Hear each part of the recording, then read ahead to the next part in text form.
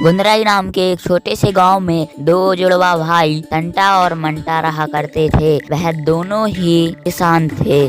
संता मेहनत पर विश्वास करता था, जबकि मंटा बिना मेहनत करे ही ऐश करने के सपने देखता रहता था। एक दिन मंटा अपने घर में गहरी नींद में सो रहा था। तभी पड़ोस में रहने वाली पार्वती ताई उसे जगाते हुए कहती है, अरे मंटा, तुम यहाँ पर आराम से सो रहे हो और तुम्हारा भाई खेतों में फसल काट रहा है। तुम्हें फसल काटने नहीं जानी क्या? अरे पार्वती ताई, मैंने तो सारी फसल काट ली। समझ गई मंटा, हर साल की तरह इस बार भी संता की फसल तुमसे दोगुनी होगी। मंटा अब तेजी से भागते हुए संता के खेत में पहुंचता है और गुस्से में बोलता है, माँ बाप ने मेरा नाम मंटा रखा था, पर मेरी किस्मत ने तो मुझे उल्टा ही बना दिया। माता पिता के गुजर जाने के बाद मैंने संता से उसकी आधी से ज्यादा जमीन हड़प ली, मगर फिर भी संता से मेरी फसल कम ही होती है। मंटा निराश होकर घर वापस चला जाता है और फिर से सो जाता है। अगले दिन सुबह उसके दरवाजे पर जोर से दस्तक होती है। मंटा गुनगुनाते हुए बोला, अब इतनी सुबह सुबह कौन आ गया?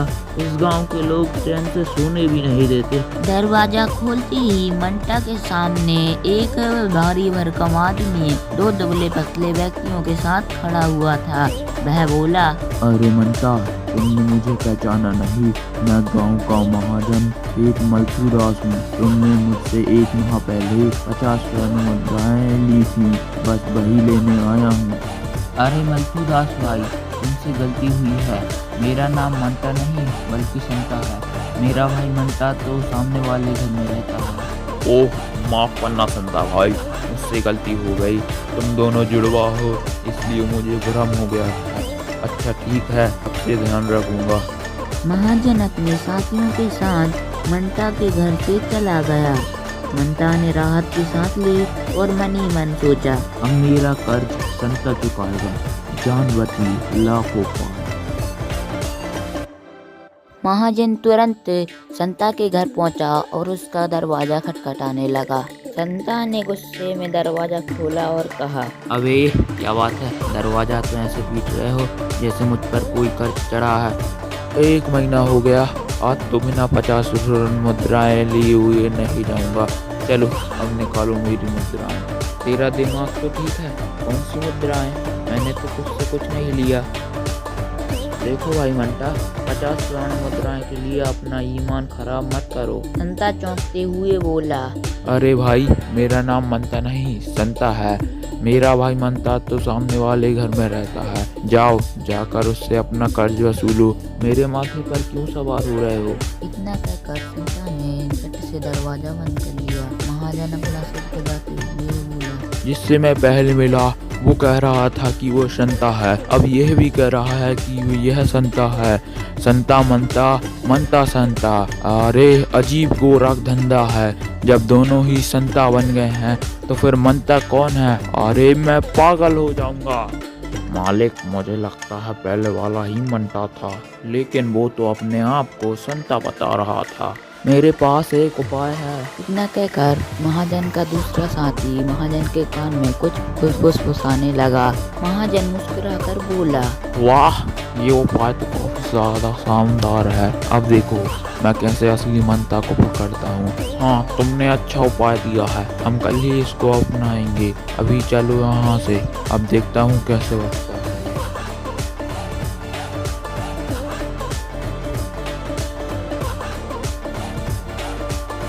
अगले दिन फिर से महाजन संता के घर पहुंचा और उसका दरवाजा खटखटाने लगा।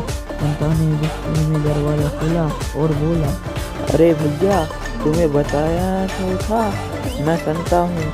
मैं जानता हूँ कि तुम संता हो, इसलिए तो मैं यहाँ पर आया हूँ। दरअसल कल मुझसे एक भारी मिस्टेक हो गई थी। 50 स्वर्ण मुद्राएं तुम्हारी ओर से मेरी ओर नहीं, बल्कि मेरी ओर से 100 मुद्राएं तुम्हारी ओर जा रही थी।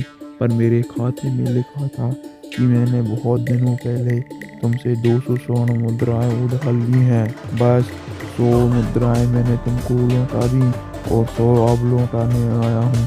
लेकिन तुम मंटा ही हो ना? यह सुनकर मंटा खुश हो जाता है और वो कहता है, अरे अरे, ऐसी बात थी क्या? तुम्हें पहले बताना चाहिए था। हाँ, मैं ही हूँ मंटा। लाओ, जल्दी से निकालो मेरी 50 स्वर्ण मुद्राएं और आइंदा से ऐसी गलती दोबारा ना हो। चलो निकालो मेरी भी स्वर्ण मुद्राएं। यही है मंटा, इसी से तुम्हें मेरी 50 स्वर्ण मुद्राएं वसूलनी है। अब कैसे वसूलनी है वो ये तुम जानो। इतना कहकर महाजन वहाँ से चला गया और उसके दोनों साथी मंटा को बहुत बुरी तरह से पीटने लगे। ए भाई रुको, अरे मेरी मैया, मत मारो। अरे ये क्या कर रहे हो? ऐसे शरीफ आदमी के साथ धोखाधड़ी अच्छी नहीं होती, मत मारो भाई। पर कोई सुनने को राजी ना था। अंततः 50 स्वर्ण मुद्राएं मंटा ने उन दोनों को पकड़ा दी। वह दोनों खुशी खुशी बहुत समय पहले दो मित्र बिरजू और नवीन सीमापुर नाम के एक गांव में रहते थे। बिरजू जितना दयालु था उतना ही नवीन घमंडी स्वभाव का था। वह दोनों ही काम की तलाश में इधर उधर भटक रहे थे। एक दिन की बात है। अरे भाई बिरजू, मैंने बहुत जगह काम के लिए पता किया पर मुझे कहीं काम नहीं मिला। हाँ भाई नवीन, मैंने भी बहुत जगह काम के लिए पता कर लिया लेकिन मुझे भी कहीं काम नहीं मिला। तो क्या हमारे पास कोई और रास्ता नहीं है? एक रास्ता है, क्यों ना हम गांव के चंदू काका से सलाह लें। क्या? वो बुड्ढा हमें क्या सलाह देगा? मुझे तो लगता है काम ना मिलने की वजह से वो भी पागल हो गया है। देखो भाई रमीन, वो बूढ़े जरूर हो गए हैं लेकिन उनके पास जीवन का अनुभव हमसे ज्यादा है। मेरी मानो तो हमें उनके पास चलना चाहिए। हाँ ठीक है, पर तेरे कहने पर चल रहा हूँ, वरना मुझे कोई सलाह वाला की जरूरत नहीं है। नवीन अपने घमंड में बोल रहा था, पर बिरजू के कहने पर वह गांव के बुजुर्ग चंदू काका के पास जाने के लिए तैयार हो जाता है और दोनों गांव के बुजुर्ग चंदू काका के पास जाने के लिए निकल गए। कुछ देर बाद वह दोनों चंदू काका के आंगन में पहुंच गए। चंदू काका, बिमला काकी। बिरजू चंदू काका और उनकी पत्नी बिमला काकी को आवाज लगा रहा था, जबकि नवीन बगल में चुप खड़ा हुआ था। तभी थोड़ी देर बाद चंदू काका वहां आते हैं। अरे क्या हो गया भाई, क्यों शोर मचा रहे हो तुम लोग? काका, वो हमें ना आपसे सहायता चाहिए। हमें नहीं, सिर्फ तुझे सहायता की जरूरत है, मुझे किसी की सहायता की कोई जरूरत नहीं। अरे पर एक बूढ़ा किसी की सहायता कैसे कर सकता है बेटा? अरे जरा सुन तो लीजिए, ये बच्चे क्या कहना चाहते हैं। अच्छा ठीक है भाई, बताओ तुम्हें क्या सहायता चाहिए? काका, हमने पूरे गांव में काम की तलाश की पर हमें कहीं काम नहीं मिला। अब आप इस गांव के बुजुर्ग हैं, आप ही कुछ रास्ता बताइए हमें। देखो भाई, किसी के यहाँ नौकर बनने से अच्छा है खुद मालिक बनना। काका, पर मैं समझा नहीं, आप क्या कहना चाहते हैं? बेटा तुम लोग अपनी खुद की दुकान खोल लो, इससे तुम्हें मुनाफा भी अधिक होगा।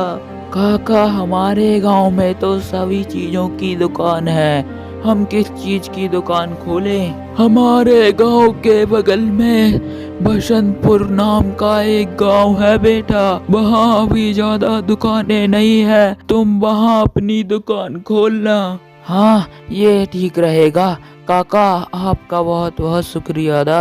बिरजू बहुत देर से बोल रहा था, तभी काका ने नवीन को छेड़ने के लिए कहा। अरे बेटा बिरजू, इस गूंगे को भी समझा देना कि अपनी कोई दुकान खोल ले। अरे मुझे किसी की सहायता की कोई जरूरत नहीं है, मैं अपने रास्ते खुद ढूंढ सकता हूँ।